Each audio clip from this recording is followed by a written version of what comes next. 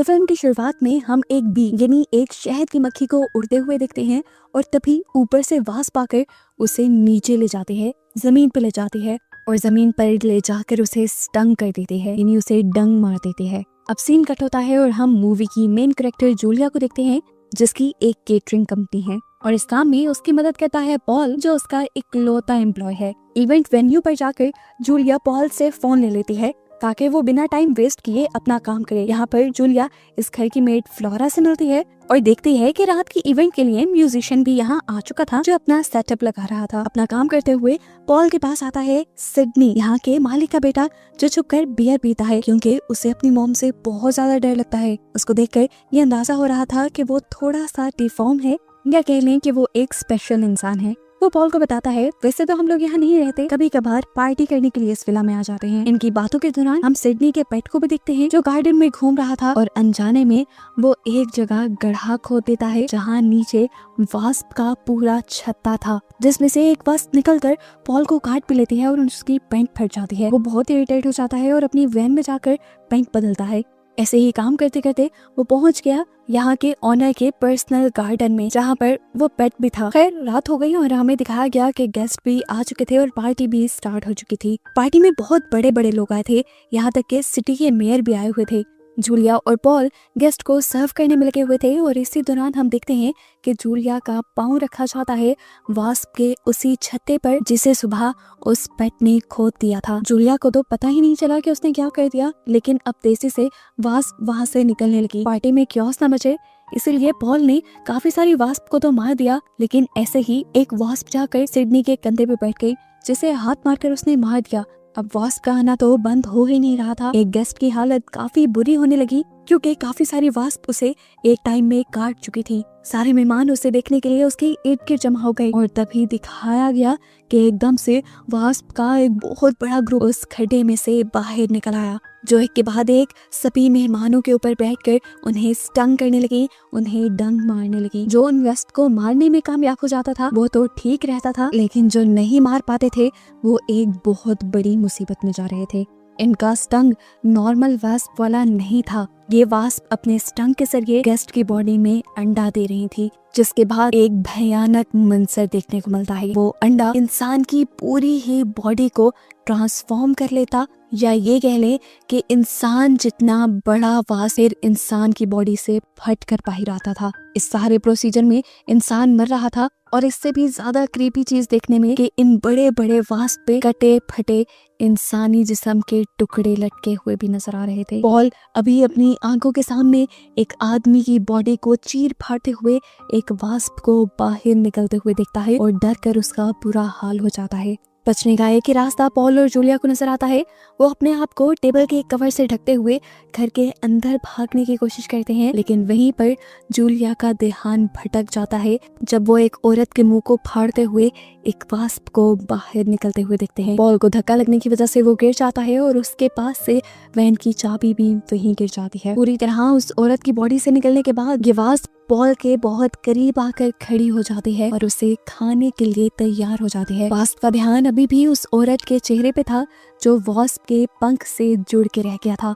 इससे पहले कि ये वास्प पॉल को खा लेती, यहाँ पर जूलिया आती है और बहुत ही हिम्मत से उस वास्प को पाँव मारते हुए पॉल से दूर करते हुए पॉल को खींचकर घर के अंदर ले जाती है। घर के अंदर से फ्लोरा तेजी से इन्हें अंदर आने को कह रही थी, जिसकी आवाज सुनते हुए एक वास्प ने उसके ऊपर भी हमला करने की कोशिश की, लेकिन उससे पहले ही उसका पेट घर से बाहर निकल गया और वह फ्लोरा को छोड़कर उस पेट के पीछे पड़ गई और मौके का फायदा उठाते हुए फ्लोरा, पॉल और जूलिया घर के अंदर आ गए।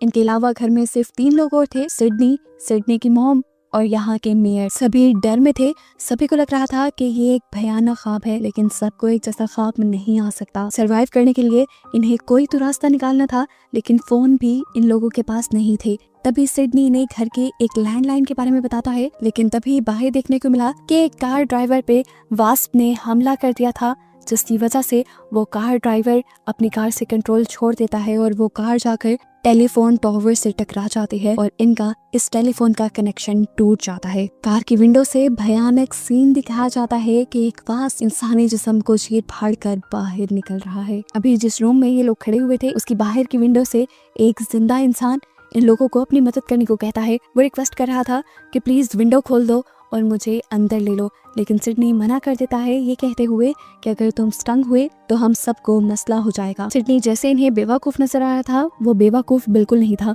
वो इन सबसे कहता है कि ये घर भी अब सेफ नहीं रहा, अगर हमें सेफ रहना है तो हमें बेसमेंट में जाना होगा और वहीं पे मदद का इंतजार करना होगा। अब ये लोग अपना प्लान बना ही रहे थे कि एकदम से इन्हें फ्लोरा के चिल्लाने की आवाज आई। भाग कर इन्होंने देखा तो उसे सिडनी की मॉम ने जख्मी किया था। देखने को मिला कि सिडनी की मॉम स्टंग थी और अब उनके जिस्म में से भी एक बड़ी सी वास्प निकल रही थी। इससे पहले कि वो पूरी तरह बाहर निकलती, सिडनी उन्हें पाँव मार के अपने से दूर कर देता है। इससे पहले कि वास्प उन्हें मार देती, ये लोग जल्दी से दूसरे रूम के अंदर चले जाते हैं और दरवाजा बंद कर देते हैं। फ्लोरा क्योंकि जख्मी थी, इन्होंने फ्लोरा को दरवाजे के आगे बिठा दिया।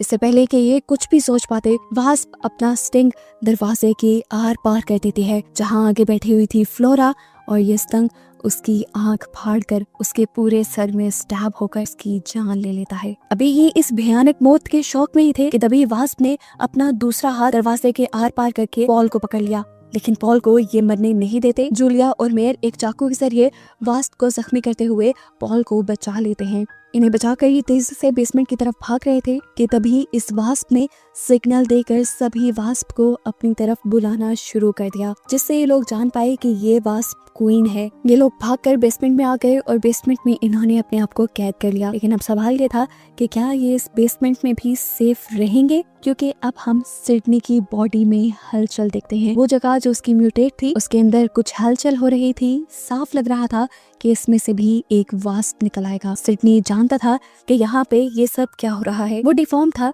कभी भी उसके माँ बाप ने उसे इतनी इम्पोर्टेंस नहीं दी थी और वो उसकी इंटेलिजेंस के बारे में जानते भी नहीं थे। वो बहुत से एक्सपेरिमेंट्स करता रहता था और इस मर्तबा उसने फर्टिलाइजर के अंदर अपना बनाया एक ग्रोथ हार्मोन डाल दिया था और वो जानता था कि उसके इसी हार्मोन की वजह से ये सारे वास्प म्यूटेट हुए हैं। ये सारी बातें अभी सिडनी इन सबको बता ही रहा था कि तभी यहाँ की लाइट चली गई और दिखाया गया कि लाइट असल ने वास्प ने ही काटी थी, क्योंकि उनकी बॉडी में एक इंसानी दिमाग था, वो सोच समझ सकती थी। लाइट काटने का वास्प को ज्यादा फायदा नहीं हुआ। एक बैकअप जनरेटर से यहाँ की लाइट आ गई, लेकिन वास्प की इन हरकतों से ये लोग बहुत ज्यादा डर गए। ये लोग नहीं जानते थे कि वास्प क्या क्या कर सकते हैं।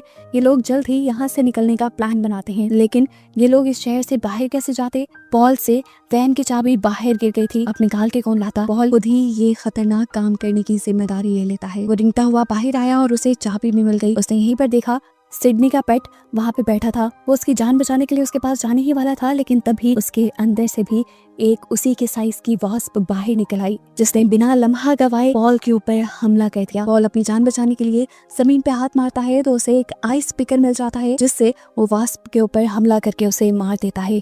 ऐसे उसकी जान बच जाती है। यहाँ बेसमेंट में एक सबसे ज्यादा खतरनाक और क्रीपी सीन दिखाया जाता है कि अब सिडनी की बॉडी से भी एक वास्प निकल रहा था, लेकिन क्योंकि सिडनी डिफॉर्म इंसान था तो नॉर्मल इंसानों की तरह वास्प उसकी बॉडी से नहीं निकला। उसकी बॉडी से एक छोटा वास्प निकला उसके डिफॉर्म हुए गंदे से, और फिर उसी छोटे से वास्प ने पूरी तरह सिडनी की बॉडी और दिमाग पे कब्जा कर लिया।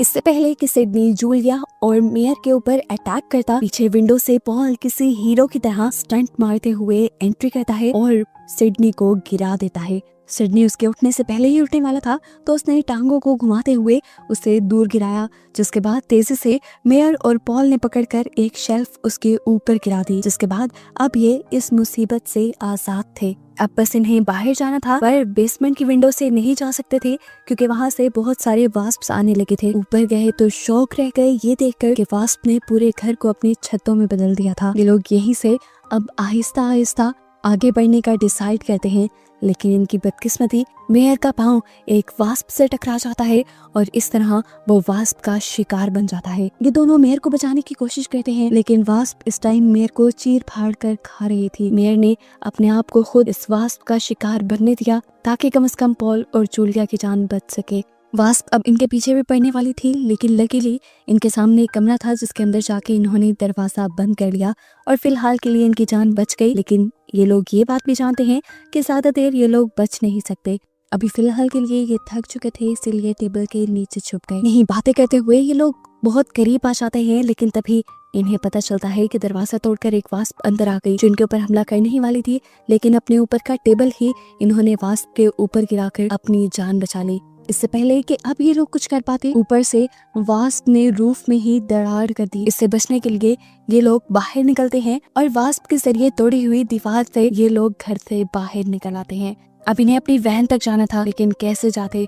ऊपर थी क्वीन जिसने पॉल के कंधे में स्टैब कर दिया। वो पॉल को उठाकर ऊपर ले जा रही थी, लेकिन जूलिया ने मार मार कर उसका स्टिंग ही तोड़ दिया। जूलिया की इस हरकत से क्वीन को गुस्सा आ गया और क्वीन ने उठाकर जूलिया को यहाँ से दूर फेंका, जिसके बाद क्वीन पॉल को लेकर यहाँ से जाने लगी। जूलिया अपनी जान बचाकर भाग भी सकती थी, लेकिन पॉल की चीखें उसे रोक रही थी। क्वीन पॉल को ले जाकर वहाँ रख देती है जहाँ उन्होंने बाकी इंसानों को रखा हुआ था। यहाँ सिडनी भी था जो पॉल के कंधे से वो स्टिंग बाहर निकाल देता है। अभी सिडनी भी इंसान नहीं है, वो भी वास्प की ही एक टाइप है, इसीलिए उसने पॉल की मदद करने के लिए स्टिंग पॉल के कंधे से नहीं निकाला, बल्कि पॉल को टॉर्चर करने के लिए निकाला था। क्वीन इस टाइम जो एक लार्वा देती है उसे सिडनी पॉल के अंदर डालने की कोशिश करता है। इससे पहले कि वो अपने प्लान में कामयाब होता, पीछे से जूलिया एंट्री करती है एक इलेक्ट्रिक सॉ के साथ। सबसे पहले वो इस सॉ से सिडनी के ऊपर मौजूद वास्प को काट के उससे दूर फेंकती है और इसी सॉ के जरिए वो पॉल के पास आने से क्वीन को भी रोक लेती है। लार्वा को दूर फेंकते हुए अब जूलिया पॉल को लेकर बाहर आ रही थी कि तभी क्वीन उनके पीछे जाने लगी, लेकिन अब सिडनी जिसके ऊपर से वास्प का कब्जा हट गया था, वो इन दोनों की मदद करता है और पीछे से क्वीन को पकड़ लेता है। उसे में अब क्वीन ने सिडनी को ही स्टैब करके मार डाला। यहाँ पर ये दोनों वैन के पास पहुंच चुके थे। घर में काफी सारे गैस पाइप ये खोल आए थे, जिसके बाद एंड पे ये लोग माचिस चलाकर इस घर को ब्लास्ट कर देते हैं और फाइनली घर के चलने से वहाँ मौजूद सारी वास्प भी जल गई और इन्हें फील हुआ कि अब सारी मुसीबत खत्म हो गई, लेकिन ऐसा नहीं था। क्वीन जलती हुई अब इनके पीछे पड़ जाती है। वो वैन के साथ ही जुड़ चुकी थी इन लोगों को मारने के लिए।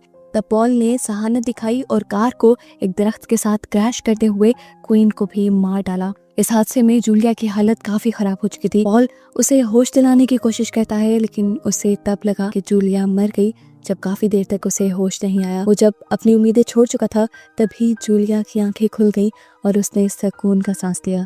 इतनी देर में यहाँ पर रेस्क्यू और पुलिस ऑफिसर्स भी आ गए, जिन्होंने इन दोनों को फाइनली रेस्क्यू कर लिया। ये लोग यहाँ फाइनली किस करते हैं और यहाँ से जाने ही वाले होते हैं, तभी अचानक एक बड़ा सा गाय का सर आकर एक ऑफिसर के ऊपर गिरता है और उसकी जान ले लेता है। दूर से दिखाया जाता है कि बहुत सी बड़ी बड़ी वास्प अब इनके ऊपर हमला करने के लिए आ रही थी, जो कैटल की बॉडी से निकली थी। यानी बिल्कुल ऐसे ही जैसे इंसानों के ऊपर हमला करके वास्प ने इंसानों के अंदर अपना एक बड़ा जिस्म बना लिया था, ऐसे ही अब ये कैटल के अंदर से निकल रही थी। और अब आगे क्या होने वाला था, इसी मिस्ट्री के साथ ये मूवी यहीं पर खत्म हो जाती है।